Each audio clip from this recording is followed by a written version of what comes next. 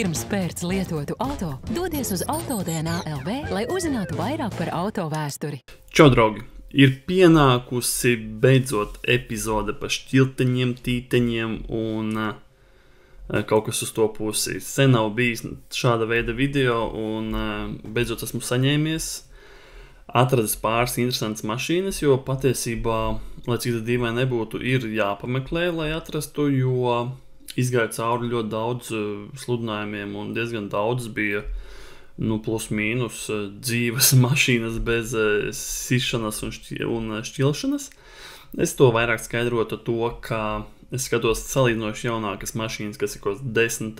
uz augšu gads, un domāju, ka vecākas mašīnas, kas tur būtu 2000, 2006. gads un tam līdzīgi, var būt tur situācija savādāka, bet problēma tāda, ka tās ir vecākas mašīnas un pat tām mašīnām šīs atskaites nav tik pieejamas, kā mēs gribētu, tāpēc skatot bišķiņ jaunākas. Protams, arī jaunākas, tāpēc, ka mēs, liela daļa cilvēku, kas maina mašīnas, viņi arī maina uz jaunākām mašīnām, attiecīgi 2004. gada mašīna jau ir 20-gadīga mašīna, līdz ar to, manuprāt, tas vairs nav tik interesanti, tā jau, bet mazai ir retro mašīna, kuru cilvēki skatās šajā gadījumā. Bet, mums ir atlasītas kaut kādas 5-6 mašīnas, kuras šodien apstīsimies, kas viņām ir. Un pirms es to visu sāku, protams, atgādināšu par mūsu foršo kalendāru, un ar JTAL kupona kodu jūs mājaslapā dabūsiet atlaidi. Tāpēc tie, kas vēl nav paspējuši iegādāties, iegādājamies, atbalstam mani, un pretī šim atbalstam jūs saņemsiet foršu glītu un visādi citu tādi superīgu kalendāru. Tāpēc, protams, visi linki būs video aprakstā un pie pirmā komentāra. Tāpēc vēlreiz aicināšu, atbalstat mūs. Un vēl viens veids, kā jūs varat atbalstīt, tas ir bezmaksas, protams, ir like un piesakot mūsu lapai. YouTube's algoritmam patīk, ja jūs pierakstaties brīdī, kad jūs skatāties šo video, tāpēc zinu, ka daudzi, kas skatās, viņi nav pierakstījušies kanālam. Lūdzu, 2 lūgumi šodien. Un pēdējā lieta, pirms mēs sākam, ir autoeksotika automašīnas. Man kopš pēdējā video uzrakstīja pāris cilvēki, parādīja mašīnas. Glītas, foršas, tiešām ir vērtas tā, bet gaidu vēl piedāvājums, lai būtu lielāks izvēles iespējas, ko ielikt autoeksotikā.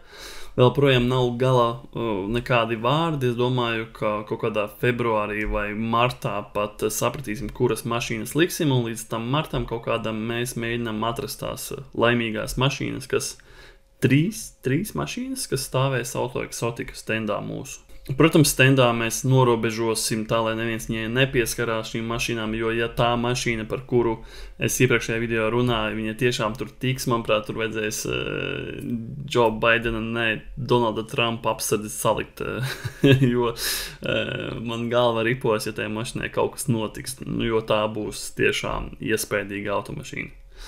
Un tā, bet tad ķeramies klāt pie šīs dienas laimīgajām lozēm. Bet pirms mēs ķeramies īstenībā pie lozēm, es gribēju parādīt, kā pirkt Autodienā atskaiti, un starp citu, diemžēl man pagaidām nav mans atlaižu kods aktīvs, viņš būs aktīvs laikam tikai 1. janvārī, tāpēc pagaidām es nevaru pareklamēt savu atlaižu kuponu, jo man vienkārši tāda nav.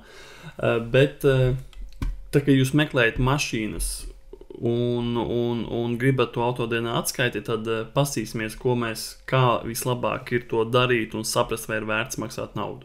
Tātad paņemam, reku šitāds A6, paņemam neesmu robots, kas ir interesanti, ja tu regulāri skaties šos VIN numurus, tad tev sākumā SSLV prasa, vai tu neesi robots, un otrajā reize, ne otrajā, bet vēlāk viņi vienkārši sāk mainīt patiesībā VIN numurus, lai kaut kādu negodprātīgas darbības beigtu. Tā kā ļoti interesanti. Ieejam Autodienā, ieliekam, man jau te daudz VIN kodi meklēti, ieliekam VIN kodu. Tātad šeit mums ir atskaita. Ko mēs atskaitē uzreiz redzam? Mums ir principā transporta līdzekļa vēsture 2 ieraksti. Un tajās ierakstos var būt nobraukums, var būt negadījums, principā 2 šīs lietas. Mums šeit nav nekādas arhīva bildes, mums nav pieejams aprīkojums, un principā šis zādzību ieraksts un transporta līdzekļa tehniskie dati, manuprāt, tas ir nesvarīgi. Pieņemsim, ja es gribētu tīri apstīt šo mašīnu, es neņemtu to atskaiti, jo jāsmaksā 16-17 eiro par šo, lai uzzinātu kaut kādus 2 ierakstus. Protams, situācijā, ja es jau būtu nokļuvis tik tālu, ka es jau šo mašīnu pirkšu, tad es viņu paņemtu tīri drošībai. Bet ja es tagad meklēju, tā mašīna ir, varbūt viņu varētu paņemt, es šādu atskaitu nepirktu, tad, ja tur būtu kaut kādi daudz vairāk ieraksti, tad būtu to vērts darīt. Tā kā tā, pirmā mašīna, kas mums ir, šis ir jaukais Audi A5, vai ne? Jā, B8 facelifts. Kupēdies? Nē, laikam 4, nesaprotu, neredzu. Labi, tas nav tik, S-line uzlīmīte, tā ir, tur tā jābūt. Kāds piestiķējis uzlīmīte, interesantā vietā, bet labi. Manuāls, bet cik te durvis? 4.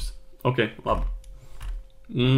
Neko daudz, laikam, par viņu pastāstīt nevaru, arī nevajag, laikam, baigi, bet, kas mums ir autodienu atskaitē, mums ir, šeit jau mēs varam, labi, šis jau ir samaksātā versija, un tu vairāk redzi, bet ejam uz leju, jāsāk no apakšas uz augšu, un mums šeit ir parādās, ka kāds jau meklējas viņu martā šī gada. Un mums ir viens negadījums 600 eiro, tas bija 12. gads, tad principā mašīna ir pilnīgi jauna un kaut kas ar dibenu noticis. Domājiet, ja 600 eiro nav nekas būtisks, tad mums ir pēc gada principā, pat mazāk kā pēc gada, mums ir jau priekša diezgan spēcīga, 7000, lai gan, protams, līdz teiks, tā ir Vācijas cenas, un tā ir gadīga mašīna, piekrītu, jā, tur principā varbūt lukturus samainīt un tam līdzīgas lietas, tie varētu būt tie 7000, tā kā teorētiski arī nekas tik ļoti traks. Tad mums ir vēl viena avārija uz 3500, tas ir vēl pēc gada, principā pirmajos 3 gados, kad mašīna ir iznākusi no rūpnīcas, jau ir 3 avārijas un kopējā summa principā ir kaut kādi pāri 10 000. Nobraukumi Beļģija, mašīnu Beļģijas, jā, viss šis ir bijis Beļģijā. Tad mums ir 22. gads vēl. Priekša sista uz 2000, tātad mums tā priekša ir diezgan spēcīgi cietusi, un, lai gan arī 2000 Vācijā, šobrīd Vācijā 2000 par remontu, tas varētu būt arī nekas tik traks, bet anyway viņa ir sista. Par nobraukumiem Latvijā mums ir 240, un pēdējo reizi ziņots pa odometru 211, tā kā plus mīnus. Pat tiem pāris gadiem, kas ir 2 gadi līdz Latvijai tikusi, tie 30 000 arī tā varēja sajiet, tā kā pieņemu, ka mašīna varētu nebūt tīta, bet viņa ir noteikti sista. Latvijā no maija.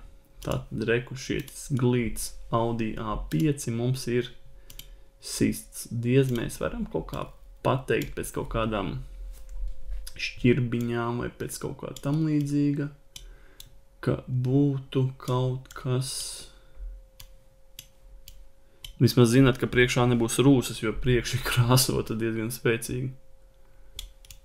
Neko tādu aizdomīgo es neredzu. Labi, aizmugurē tur nekas nebija, mums jāsāc priekša. Tas, kurš ir līdzis to mašīnu priekšu, visas restītes ir vietā. Visi plus mīnus glīts, tā kā es teiktu, ka vismaz tādi virspusēji nekādas šķirbas mistiskas lielas nav, visi ir plus mīnus kārtībā, tā kā teorētiski tā vizuāli pateikt, ka viņi būtu sista, arī baigi nevar. To mēs taisam ciet, viens mums ir sists, bet nav tīts. Tad mums ir šāds Audi Q7 glīts, faceliftiņš, NX, nesen reģistrēts sanāk. Man patīk facelifti šiem Q7. Prefi man neīpaši, bet facelifti ļoti glīti, vēl tie diski, automāts, jā, Tiptroniks, man pēc 8 robi. Šo es esmu vienmēr palaidis garām, jo izstāsta, ka Q7 trīnīšiem kaut kādās komplektācijās nāk Tiptroniks 8 robu, kas ir ļoti labi, protams. Mazāks patēriņš, pie tam vēl tādai gotiņai lielai. Bet labi, mašīna kā mašīna. Nobraukums 289. Kurš gads? 14. un cik grib? Nav tik traki. Ir redzēt dārgāk Q7. Ok, braucam uz leju. Kas mums šeit ir? Mums ir tā pati mašīna. Šīs ir Q7. Vot, reku, mums ir 14. gadā mašīna reģistrēta, 16. gadā mums jau ir 50,000 nobraukums, 17. tas ir pēc 3 gadiem, kad mašīna jau ir uz ielām, mums ir dīvains kaut kāds negadījums, labais sāns viss, daļa, un kreisais sāns. Tā kā, un tas ir Latvijā bijis, starp citu. Tā kā Latvijas mašīna tāpat varētu būt. Izstāst, ka jā, Latvijas mašīna. Tad Latvijā ir bijis negadījums uz 600 eiro, tad ir Latvijā bijis negadījums uz 250 eiro aizmugurē atkal. Un jā, šeit arī vēl kas ir interesanti, ja jūs ņemtu šo atskaitu, jums radītos, ka te ir daudz dati iekšā. Te ir daudz dati tikai tāpēc, ka ir Latvijas mašīna un katrs nobraukuma fiksācija skaitās kā dati. Bet es īstenībā izdarīšu tā, ka es pasīšos ātri Eltabā, vai šai mašīnai rāda negadījumus. Eltabā nerāda. Šaubos, ka jūs kaut ko redzēsiet, bet, reku, tur čup. Šitā?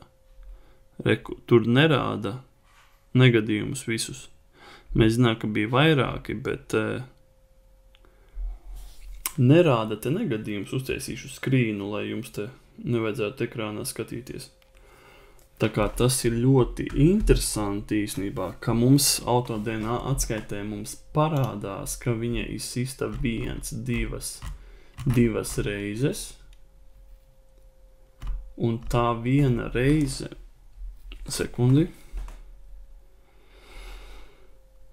ir 18.08.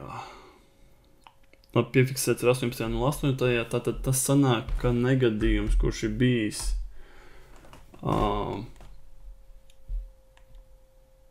ļoti, te nav pa 18. gadu, vai tas ir pat cits negadījums īstenībā varbūt arī, jo te pa 18. gadu nav neviena negadījuma, te ir 17. un 19. Varbūt tas ir 17. gada negadījums, kurš ielikts 18. gadā, es nezinu, bet izstāst dīvaini. Bet respektīvi, jā, viņa ir sista bišķiņa. Pa šīm cipariem nav nekas traks, bet visas, principā, ja mēs saliekam Lego klucīšu, tad mums sasanāk visā aizmugurējā daļa līdz vidum viņai bijusi sista vai kaut kādā citā veidā fiziski ietekmēta. Šasīs bojājums aizmugurē, bremžu sistēma, piekares sistēma. Tā kā tā. Pēc nobraukums varētu būt, ka īsts, bet Latvijas. Man Latvijas mašīnas, kas ir ilgi bijušas, nevisai patīk. Ok, nākamais, kas mums ir? Tā, attīsim sākumu. Mums ir smuks Allroads, arī NX. 3 litrīgs. Ļoti glīts. Kur viņš pārdodās? Jelgava, ne? Jelgava. Protams, glīts, visi atmiņas, krēsli, panorāma. Elektriskais bagāžnieks aizmugurē, kas mums ir kaut kāda apsilda arī. Nav apsilda, bet mums ir klimats aizmugurē. Pa Zolido. Ļoti labi, kas mums te ir. Nobraukums 265. Skatāmies atskaiti. Braucam uz leju. Tāks, mums pirmā reģistrācija 15. gadā, tad 5 gadus līdz 20. gadam mums pilnīgi nav nekas. Viņa bijusi uzņēma mašīna pirmos 5 gadus. 15. gadā reģistrēta, tad 20. gadā viņu tiek reģistrēta uz privātu personas. Un tad 21. gadā mums ir 1500 eiro kaut kāds negadījums, sadursmes bojājums, un nobraukums izskatās arī. Mums bija 21. gadā 219 000, un pēc 3 gadiem mums ir 265. Tāds izstāsts diezgan legit nobraukums, tā kā, bet nekā tāda baiga informācija lielā nav. Neliels negadījums ir bijis uz pusotru paku 21. gadā. Tātad teorētiski mums ir Allroads ar legit nobraukumu, kaut kur sists, bet nekas traks. Tā kā izskatās diezgan no Jelgavas izstāsts, ka var ņemt. Skatāmies nākamo, kas mums ir. Mums ir vēl viens C7. Tāds nav tik līdz kā Allroads. MN, tātad Latvijā viņš ir bijis jau kādu laiku. Tāds, elektriskie krēsli. Tāds, ķēde mainīt. Nice. 231 000. Ejam uz leju, kas mums šeit ir. 12. gads, mums ir 20. gadā jau 177 000 nobraukums, arī Latvijā iebraucis, un tā jau tur, principā, Latvijā viņš gājis gadā nobraucis maģiskos 10 000, un, principā, nekā tāda baigi šeit interesanta nav. Es šo atskaiti paņēmu, jo tur bija ieraksti, ka ir norādīts, ka daudz ieraksti. Kā redzam, visi ieraksti ir par Latviju un ar nobraukumu. Tātad tāds neinteresanta situācija. Un principā, laikam, visām Latvijas mašinām, kas ir ilgāk laika Latvijā, jūs redzēsiet daudz ierakstus, jo viņa ir ilgi bijusi Latvijā. Un par katru tehnisko apskati tu dabūsi kaut kādu ierakstu. Tā kā tā. Labi, nākamais. Kas mums ir? Mums ir Audi A5, arī Latvijas mašīna LG, kaut kādu laiku Latvijā tusējusies. Tāda interesanta glīta teorētiski. Bet vēl no tiem B8 platformas, ka viņi tā rūsē. Kas mums ir? Mums ir 6 ātrumi, mums nobraukums šeit nav. 296 000 11. gada mašīnai. Ejam, skatāmies. Un mums ir interesanti, ka šī mašīna privāts klients, principā, sākumā laikam bijis uzņēmuma mašīna, pēc tam pie 50 000, nobraukums te nav, bet privātais nopircis. Labi, tur Nīderlandē kaut kas viņu bijis. Un tam mums ir 15. gadā 260 000. Un tas ir 15. gads. Un tam mēs ejam uz augšu, un tam mums ir Nīderlandē 18. gadā.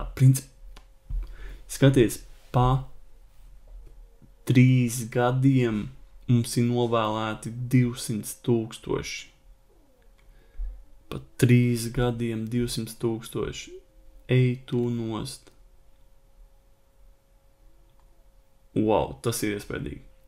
Un tad mums ir maijā ir fiksēts nobraukums, to jest februārī ir fiksēts nobraukums, un aprīlī mums mašīna ir ierodusies ar 214 000 nobraukumu. Tātad notīci kā minimums, principā 200 000 pāri. Tā kā mums ir, manuprāt, viens no rekordistiem 200 000 tītenis. Diezgan iespējīgi.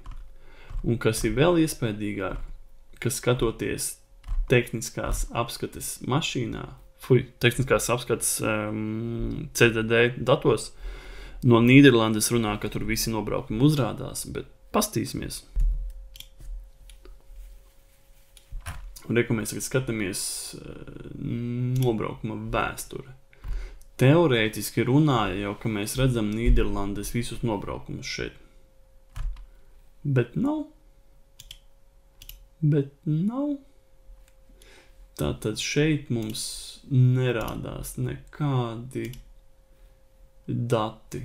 Protams, mums ir Rūsiņa, gultnis, tehniski dati, detalizēts novērtējums. Ok, nekā tāda nav, nobraukuma vēsture, mums ir Latvijā, visi ir perfekti. Tā kā tā, tad, ja mēs skatāmies šo mašīnu, ka viņai šobrīd ir 290,000, pieskaitam 200,000, tūlīt tās būs 500,000, viņš bija divlitrīgs dīzels, vai ne? 500,000 divlitrīgam dīzelim.